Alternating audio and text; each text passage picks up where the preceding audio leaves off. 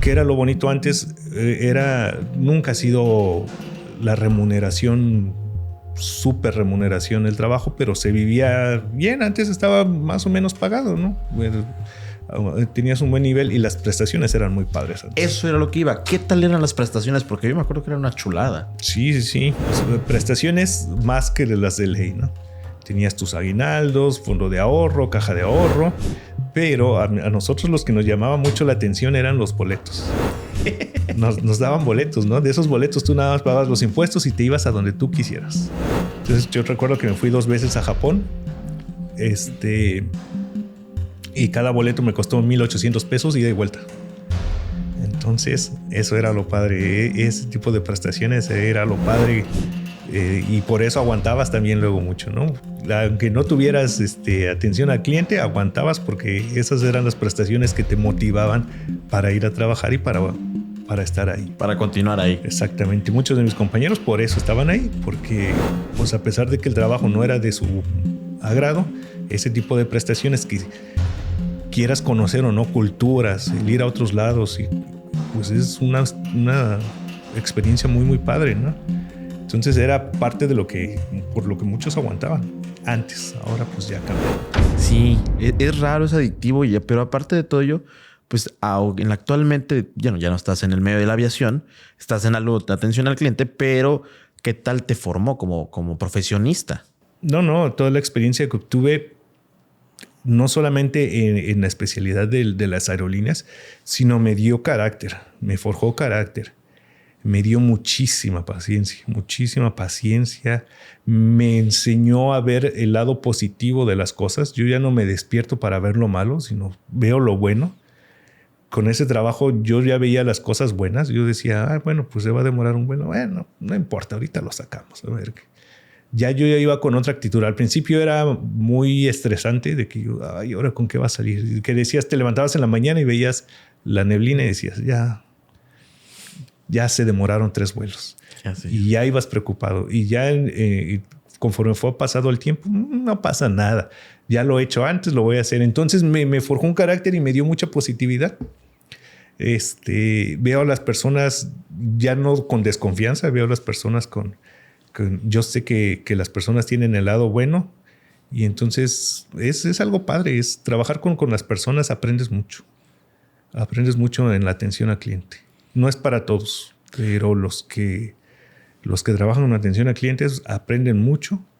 No es un trabajo para que dures toda tu vida ahí, pero sí para aprender y conocer.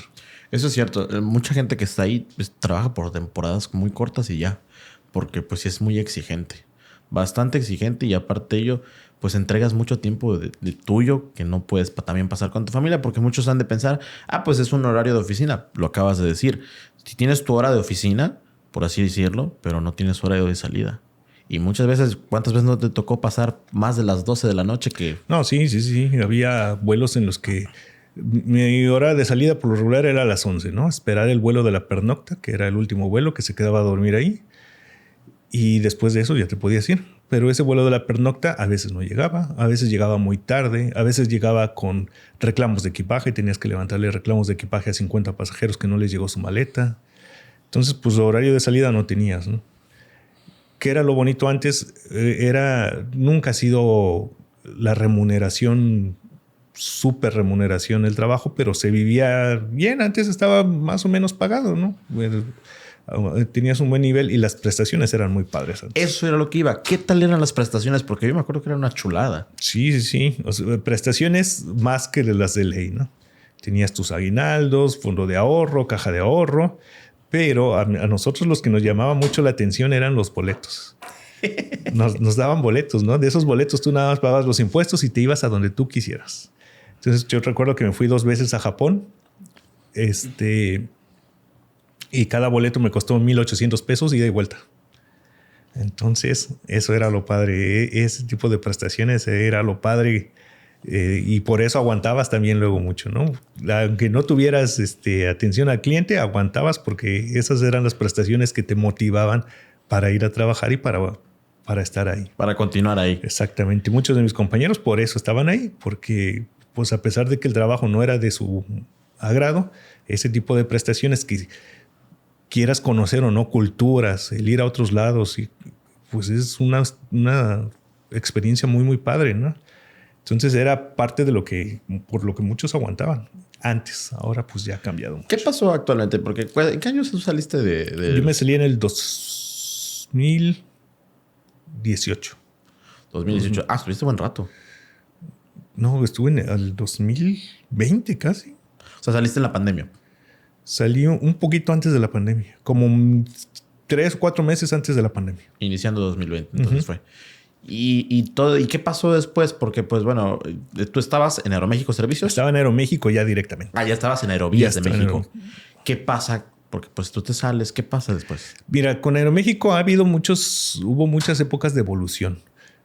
Te digo que antes era Aerolitoral, después llegaron ciertos socios y cambiaron la forma de trabajar. Antes era una empresa, si hasta lo quieres ver, un poco familiar en Aerolitoral.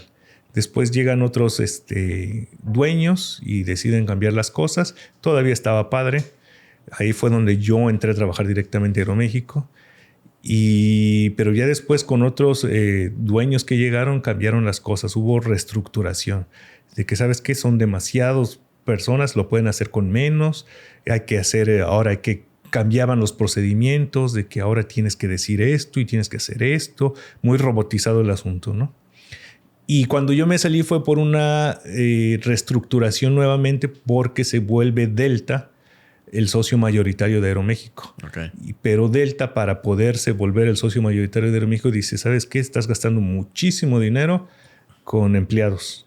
Tú puedes hacer tu trabajo con la mitad de ellos. Y hay un recorte impresionante en ese momento a nivel nacional. Y ahí fue donde me tocó a mí. Me tocó salirme en ese recorte. Y desafortunadamente viene lo de la pandemia y va para abajo. Los números se fueron para abajo. Ya no les daba para tener a todo el personal. Y entonces deciden utilizar los servicios de outsourcing. Ahora son empresas terceras que les trabajan a Aeroméxico, al menos a niveles de agentes de servicio, que son lo que yo trabajaba. Solo los mandos grandes en las estaciones, los mandos altos son los que trabajan directamente para Aeroméxico, pero la mayoría son outsourcing. Les trabajan en terceras empresas a Aeroméxico. Y obviamente pues se acaban todas esas prestaciones, las remuneraciones bajan mucho. Entonces ya no es un trabajo que sea tan...